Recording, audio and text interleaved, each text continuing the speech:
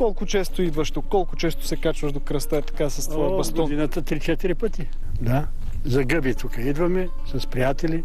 Илия Илиев е на 86 годишна възраст. Любовта го води в Безден през 1957 година, когато се среща със своята съпруга. Днес е един от най-възрастните в селото. Близо 70 години, Безден е част от вашето сърце. Разбира се. Където е любовта, там е сърцето, вие знаете. Да. Добре, а вярата къде е? Вярата е тук. Ето, това е вярата. Некой трябва да вярва. Това е вярата. Аз вярвам в това, защото сега станаха чудеса. Всичко вие виждате изгоряло, а Параклиса и кръст стоят. Историята за оцелели от пожарите Параклис над Безден стигна до хиляди зрители през седмицата. Дядо Илия е един от хората, които го изграждат преди 12 години. Как изглеждаше всичко тук преди пожара? Това беше красота тук. Всичко беше зелено. Ете овошки тук, диви дървета, всичко беше красота, зелено. Да ти е драго да се качиш на този връх и като погледнеш. Велика, красива България. Това е. Никъде няма това. Това чудо го никъде няма. И кажете ми, как се почувствахте, когато видяхте всичко в пламъци? Това всичко, едно сърцето ми е изгоряло. Разбирате ли? Сърцето ми е изгоряло. Като знам с какъв труд, с какви мъки човешки тук е направен то кръст. 6 метра кръст да се изкача на тази височина.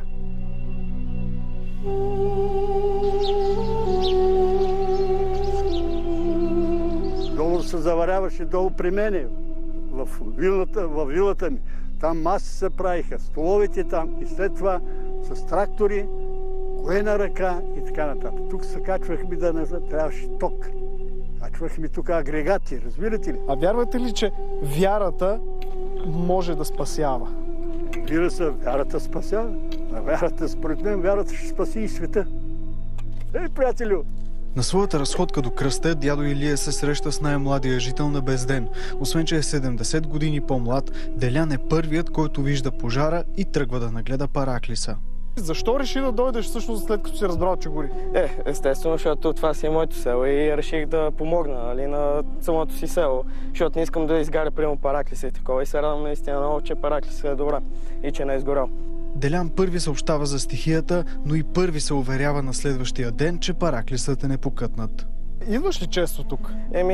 По принцип да, защото тук ми е много спокойно чрез природата.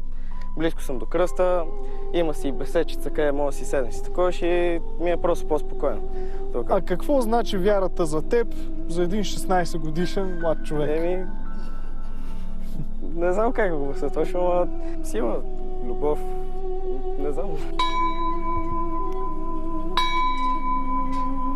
Румяна и Емил са хората, които ежедневно поддържат Параклиса. Той е ктитор на мястото, а тя ръководи безденското читалище Иван Вазов. 2013 година група ентусиасти, 10 човека, от които Бог да ги прости, половината вече са на друго място, събрахме средства. След това направихме този навес с презумцията след време да направим Параклис тук. Всека година на 6 август, Преображение Господне, тук има празник.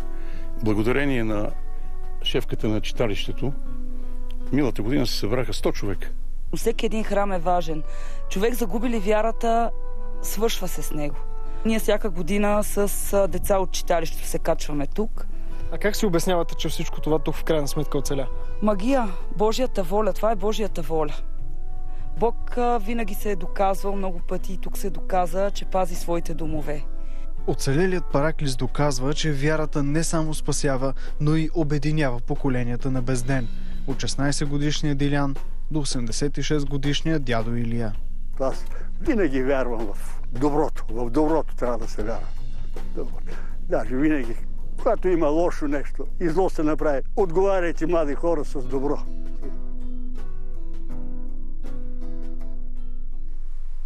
Един пример и доказателство, че вярата понякога е и по-силна от стихиите.